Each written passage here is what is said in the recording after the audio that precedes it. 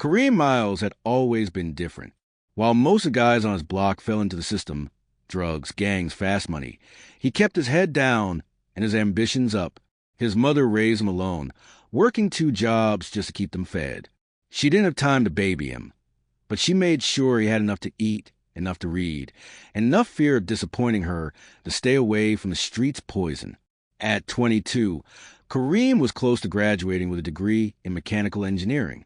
That made him an outlier in a city where most young men like him were written off by the age of 16. His neighborhood wasn't a place where people succeeded. It was a place people tried to survive. So when Kareem got a knock on his apartment door late one Friday night, he already knew it wasn't good news. It was Dre.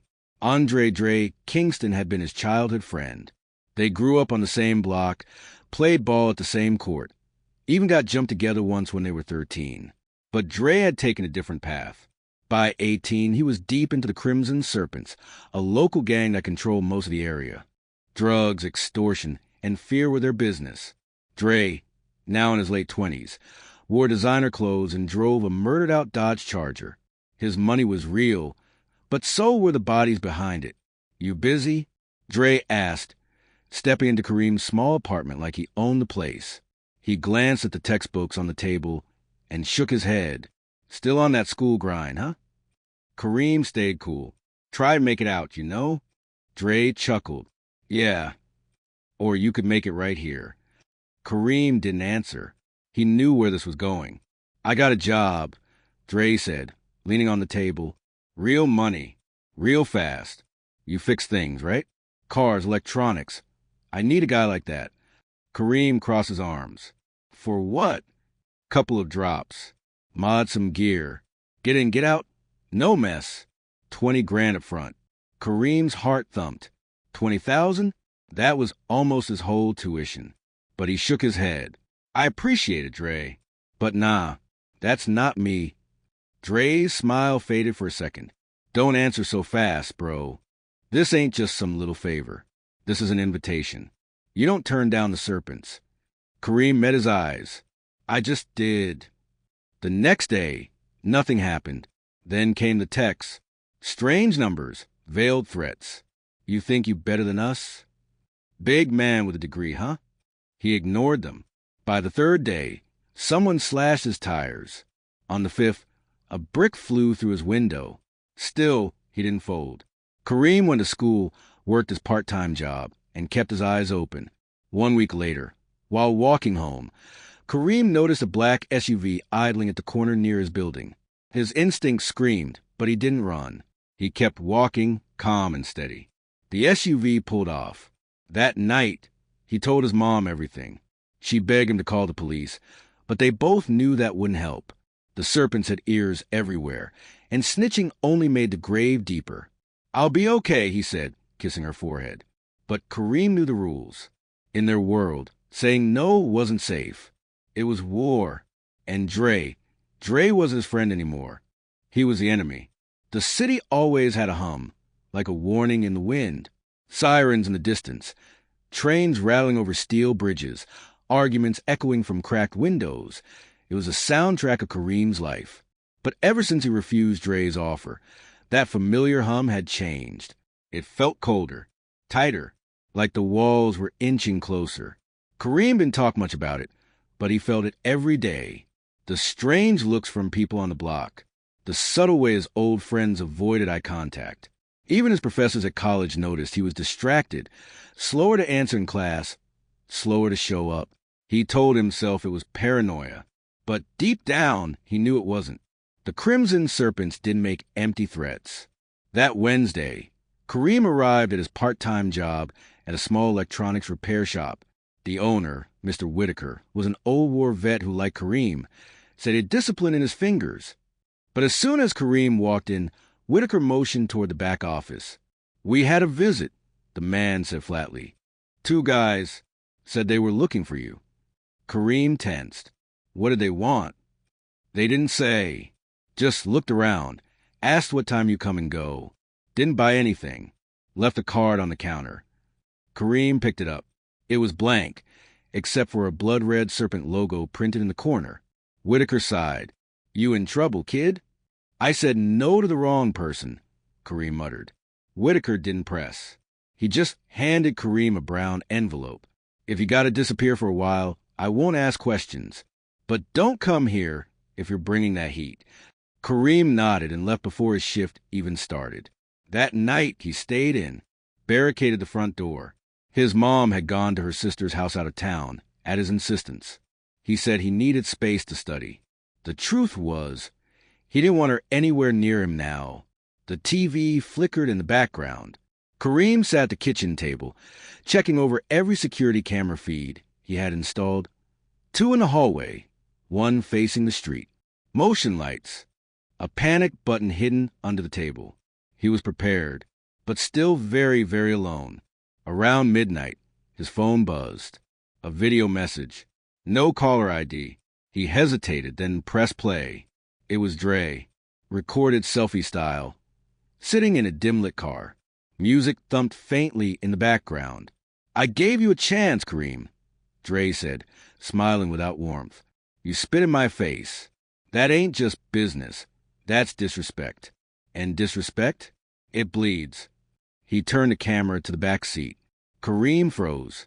In the video, a man was bound and gagged. Kareem's cousin Deshaun. He was battered, bloody, barely conscious. This ain't about the job anymore, Dre said coldly. It's about setting an example. Then the screen went black. Kareem couldn't move for nearly a minute. Deshaun was innocent, a mechanic, never involved in anything. He was just family, and that was enough to be a target. Kareem called the police, reported the abduction. He even showed them the video. But the officers gave him blank stares. We can't verify the source, one said. Could be deep fake. Could be a prank. Kareem knew it wasn't. That night, he didn't sleep. By morning, the neighborhood was buzzing. Someone had found a body in an abandoned lot behind the old gym. Kareem didn't want to know, but by noon he did. Deshaun, his cousin's body was mutilated, the crimson serpent symbol carved into his chest, a blood-soaked note left on his back. One said no. How many more need to bleed? Kareem didn't cry. He didn't scream.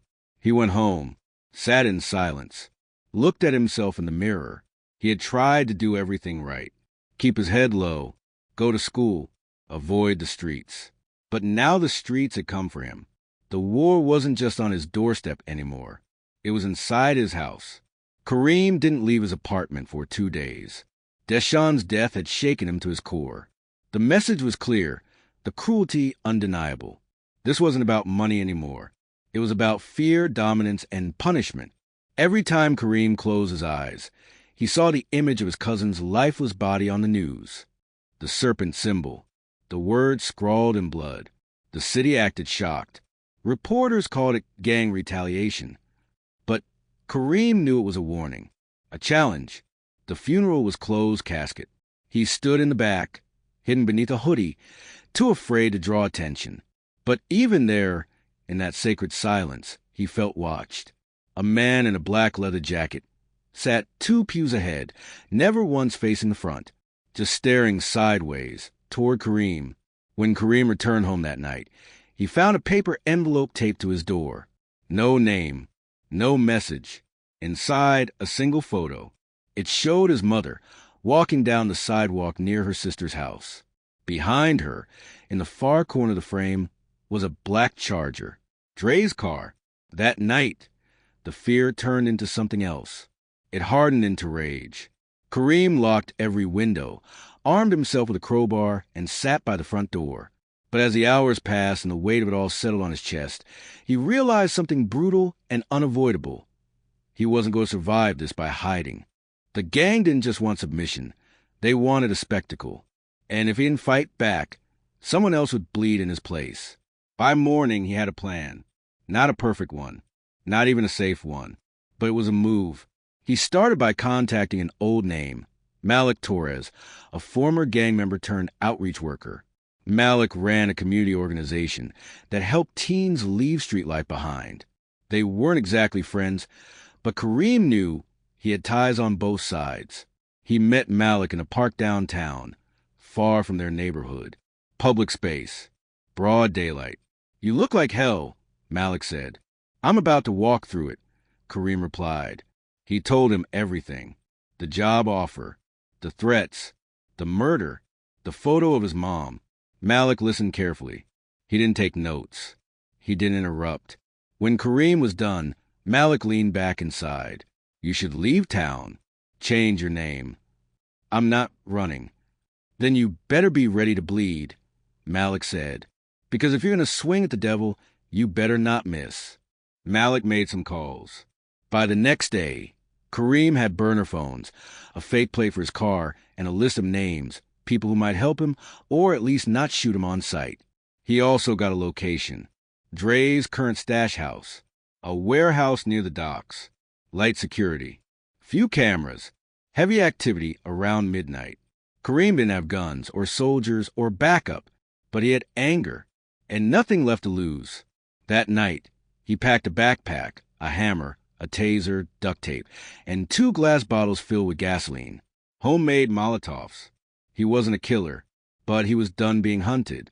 Before he left, he wrote a note and left it on the kitchen counter. If they find me, I went fighting. Don't cry for me. Tell them who I was. He didn't sign it. Didn't need to. The warehouse was quiet when he arrived. Midnight had passed. Rain slicked the asphalt. A single street lamp flickered near the side entrance. Kareem crept along the shadows, heart pounding, blood hot. Through a broken window, he saw movement, 2 men inside, smoking and talking. Weapons on the table, money stacked in crates. He lit the first bottle, took a breath, and threw it through the window. The glass shattered. Flames burst instantly, catching the crates and the drapes behind them. Shouts erupted. Then he lit the second and launched at the sidewall. Screams. Footsteps. Chaos. Kareem ran. Not away, but around. As the men scrambled, he slipped through the back entrance, ducked behind storage shelves, and found what he came for, a laptop, likely full of transactions, client lists, drop locations. He grabbed it and ran. Gunshots followed him, tearing into crates, sparking off metal. But he didn't stop. He made it to his car, slammed the door, and peeled off into the night. He didn't breathe until he was 15 blocks away. The warehouse burned behind him, lighting the clouds like a second sun. He hadn't ended the serpents, but he'd drawn blood. And now they knew he wouldn't die quietly. The warehouse fire made the news by morning. Suspected arson at Gangling facility, the anchor read. 2 injured. No arrests. Kareem watched it from a motel room 5 miles away, an ice pack pressed his ribs, and his hands still shaking. The laptop he'd stolen was locked with layers of encryption, but Malik had a contact, a former cybercrimes analyst with a grudge against the system. Within hours, they began unpacking what Kareem had risked his life to take. Inside were transaction logs, shipping manifests, name lists, and messages implicating mid-level city officials. More importantly, there were coded messages referencing the Red Line Project, something big, violent, and scheduled to happen in just under 2 weeks. Malik leaned over the files. This isn't street business anymore. This is terrorism. Kareem rubbed his face. Good. Let them choke on the truth. But they both knew exposing the gang publicly was going to paint a bigger target on Kareem's back than ever before. By noon, his photo had circulated through every alley and corner of the criminal underworld. Kareem wasn't just a refuser anymore. He was a traitor, a thief, a direct threat to everything Dre and the Crimson Serpents had built. The retaliation came faster than expected. That night, 2 men showed up at his old apartment and kicked down the door. Luckily, Kareem's mother was still out of town, but the neighbors weren't so lucky. One was beaten for refusing to talk. Another was pistol whipped for saying too much. By morning, the building had been spray painted with single phrase in blood-red letters. Dead men don't leak. Kareem moved constantly, from motels to safe houses to the basement of a church that Malik had converted into a community shelter. But he didn't run scared. He used the time to plan. They had the files. They had the evidence. What they needed was impact. Malik contacted a journalist, Alicia Reyes, known for exposing government corruption and cartel infiltration. She wasn't afraid of consequences, only of lies. She agreed to meet in a secure location. the roof of an old parking garage, high enough to see the skyline, far enough to not be heard. Alicia listened as Malik and Kareem walked her through the documents, the videos, the voice recordings. When she looked up, there were tears in her eyes. They killed your cousin? Kareem nodded. And they'll kill me next. But if I die, I want it to matter. She promised him it would. The article dropped 3 days later. It was titled, "The Refusal: How One Man Exposed the Blood Business of the Crimson Serpents." It spread like wildfire. News outlets picked it up. Investigators confirmed pieces. Community leaders demanded action. And then, finally, the Department of Justice announced an inquiry. Dre responded that night, not with words, but with bodies. 3 more people from Kareem's block were found in an alley, executed. One of them was Lenny, Kareem's former classmate. The message was loud. Snitches die, so do those around them. Kareem broke that night. Not physically, but emotionally. He found himself in a bathroom stall at the safe house, fists clenched, trying not to scream. He punched the mirror. Blood trickled down his knuckles. Malik found him minutes later, knees trembling, eyes distant. "They're not stopping," Kareem said, voice low. "I thought if I hit them first, they'd back off." Malik placed a hand on his shoulder. "That's not how wolves work. You showed weakness, now they taste blood." Kareem looked up. "Then I show them fire." He crafted a plan, not just a hide, not just a leak, but to destroy. Permanently. There was one name in the files. A private club called Vanta, hidden in plain sight in the financial district. It was a meeting ground for Dre's inner circle, politicians, gang bosses, businessmen. Every Thursday night, they gathered in a private room on the top floor. And Kareem was going to walk straight into it. "Are you insane?" Alicia said when he told her. "Probably," he replied. "But it's the only place they're all vulnerable at once." Malik was silent for a long time. Then he nodded. "We'll need cameras. Audio. Backup." "I don't want backup," Kareem said. "Why?" "Because I'm not walking in to record them," he said, voice low and calm. "I'm walking in to end it." He knew he'd likely die. He knew Dre would have security, surveillance, eyes on every exit. But if he could bring them down, if he could ignite the city's fury one final time, then maybe Deshaun wouldn't have died for nothing. And maybe the next boy who said no wouldn't end up bleeding in an alley. Kareem packed his gear, took one last look at the photo of his mom, and walked into the night. He was done hiding. The building stood like a fortress among glass towers, hidden beneath the illusion of luxury and civility. Vanta was a private club for the powerful and the wicked, men who wore suits tailored over blood-stained reputations. On the surface, it catered to investors, diplomats, elite donors.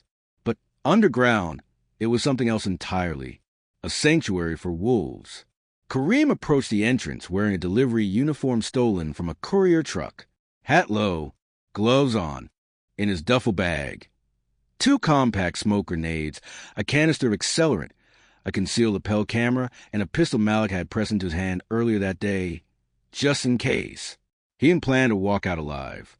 His real weapon was the truth, and he was going to deliver it face to face. Inside, the club gleamed like a temple. Velvet-lined elevators, crystal chandeliers, music low and haunting. Kareem moved with practice steps, heart pounding but hands steady. No one questioned him. The badge worked. So did the false credentials Alicia had arranged. The elevator ride to the penthouse level took less than a minute. It felt like an hour. The top floor was quieter than the rest, muted, guarded, exclusive. 2 men in black stood outside the private dining room, earpieces in, arms crossed. Kareem walked past them confidently and pressed a hand to his earpiece as if taking instructions. "Got the documents from Ashcroft," he said aloud. "Room 12. The guards paused. One raised a brow. "New guy?" he asked. Kareem didn't blink. "You know how Ashcroft is. Everything's urgent." A tense moment. Then the second guard shrugged and turned to the door. Kareem exhaled as it clicked open. He stepped into the lion's den.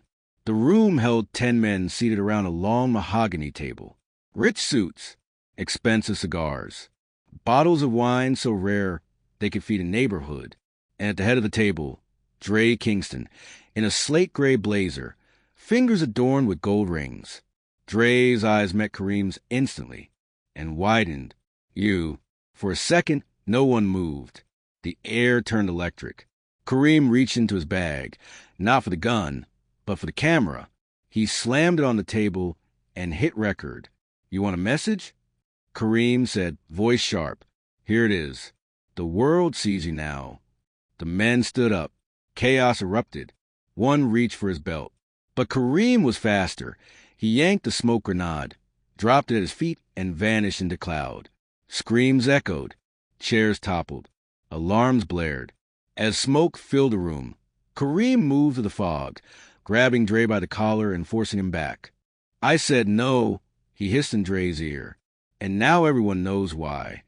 He pressed the accelerant into the floor near the table and lit the corner of a velvet curtain. The flames climbed fast. Dre fought him off, swinging wildly. But Kareem ducked, kicked a chair into the nearest thug, and bolted out of the room. The hallway was a war zone. Smoke spread fast. Sprinklers didn't activate. Someone had shut them down. Kareem sprinted to the elevator, but the lights blinked red. Locked. He turned to the emergency stairwell and slammed the door open. Down 15 flights. Every step an explosion in his legs. The smoke followed him, hot and angry, choking the halls. By the time he burst into the alley behind the club, his lungs burned and his arms trembled.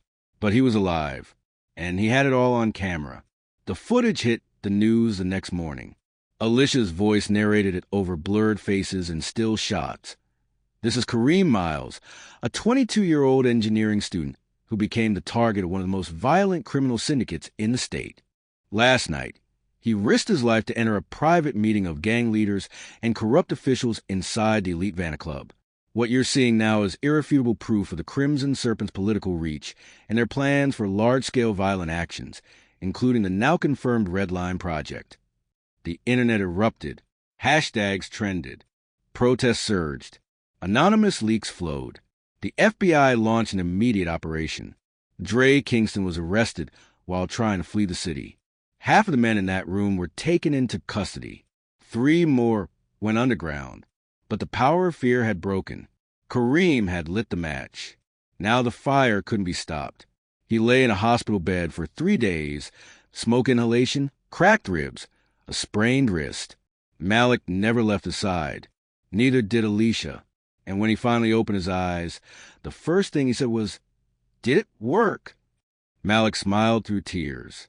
"You changed everything, Kareem." Alicia nodded. "You're not an example in blood.